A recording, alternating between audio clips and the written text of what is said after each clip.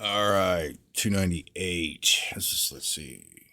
27, 28, 29, and 30. Marcion, and Jesus said unto him, This day is salvation come to this house. Luke, and Jesus said unto him, This day is salvation come to this house, for as much as he also is a son of Abraham.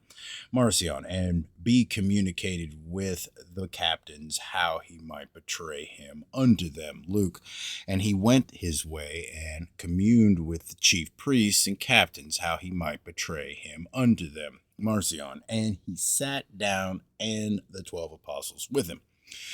Luke, and when the hour was come, he sat down, and the 12 apostles with him. Marcion, and striking him, they said, Prophecy, who is it that smote thee? Luke, and when they had blindfolded him, they struck him on the face and asked him, saying, Prophecy, who is it that smote thee?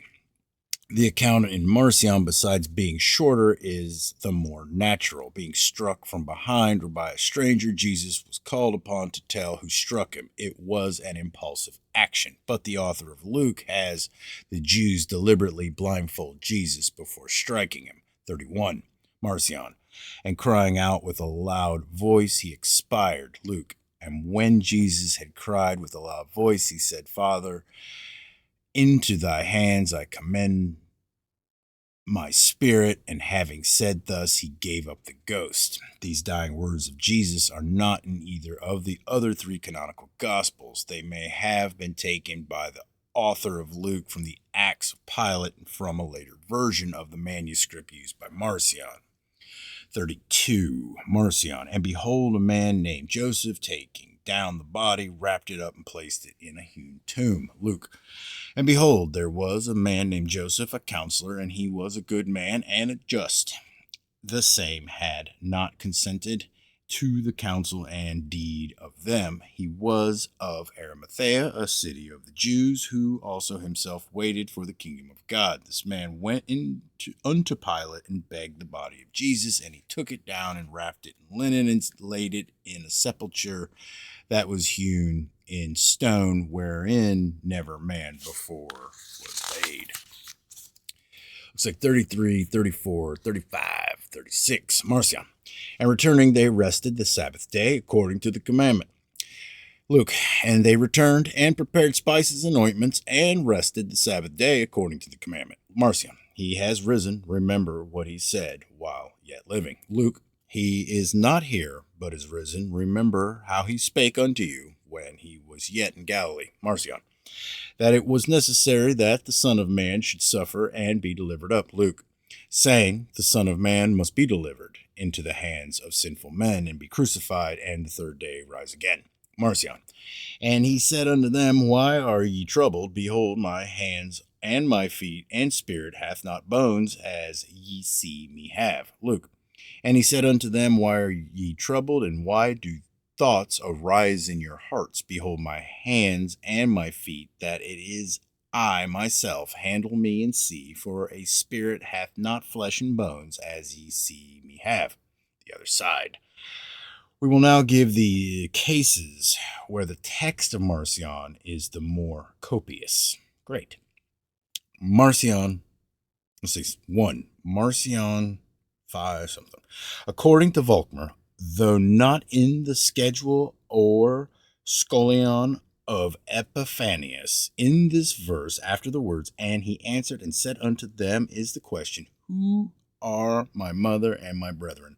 Balance of the verse, same as in Luke.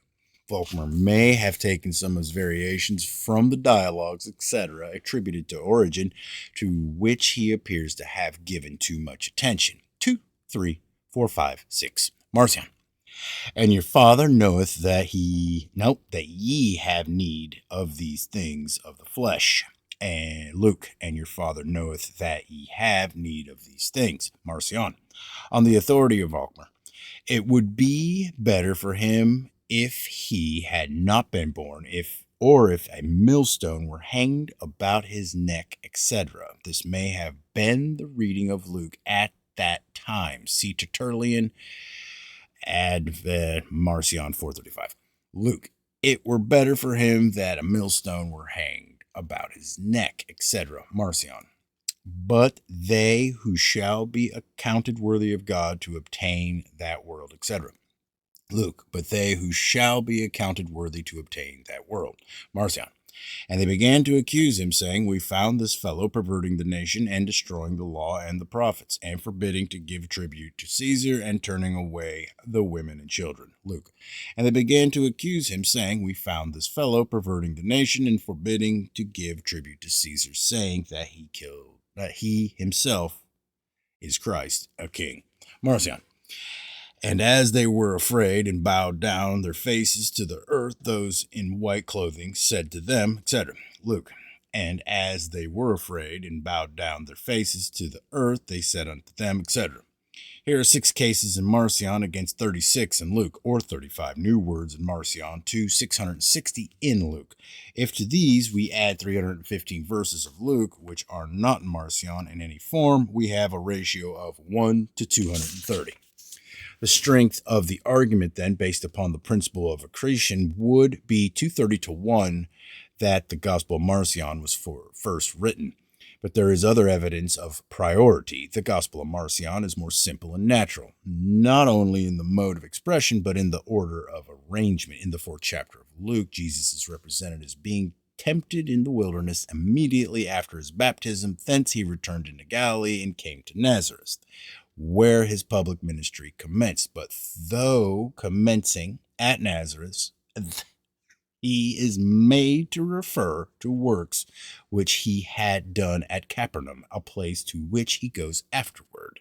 In Marcion, on the contrary, his public ministry commenced at Capernaum, whence he came to Nazareth and preached. And here, in the natural order, he refers to the works done at Capernaum.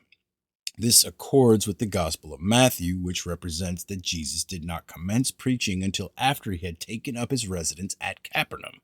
Mark follows Luke. Matthew and Marcion were probably from a common manuscript. In the Gospel of John, Jesus is represented as performing his first miracle in Cana of Galilee, or Cana, after which he went down to Capernaum. This, therefore, is confirmatory of Marcion. It is probable that in Luke, the manuscripts were put together out of their natural order, and that this disorder was followed in Mark. It was the opinion of Griesbach that the author of Mark had before him the whole of the present Gospel of Luke. Schleiermacher thinks he had some of the manuscripts which comprise the Gospels of Luke. At the same time, the fact that nearly every word of Marcion is in Luke, besides much additional matter, is strongly suggestive of the theory that the author of Luke had before him, besides other material, the Gospel of Marcion entire.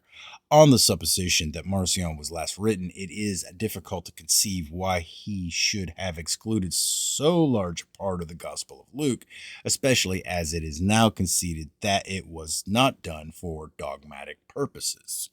On the other hand, if Luke was written last, the accumulations were in accordance with the spirit of the age and the practice of the times. Besides, it was necessary to have a gospel different from that of Marcion, who was a heretic. There is no satisfactory evidence that Marcion had seen either of the canonical gospels or had even heard of them. The first 2 chapters of Luke were wanting in the Gospels of the first century. They were also wanting in the Gospel of the Hebrews or Nazarenes about AD 125, as well as in the Gospel of Marcion AD 145. They first appeared in the Provangelion about AD 125 and were probably not deemed by Marcion authentic.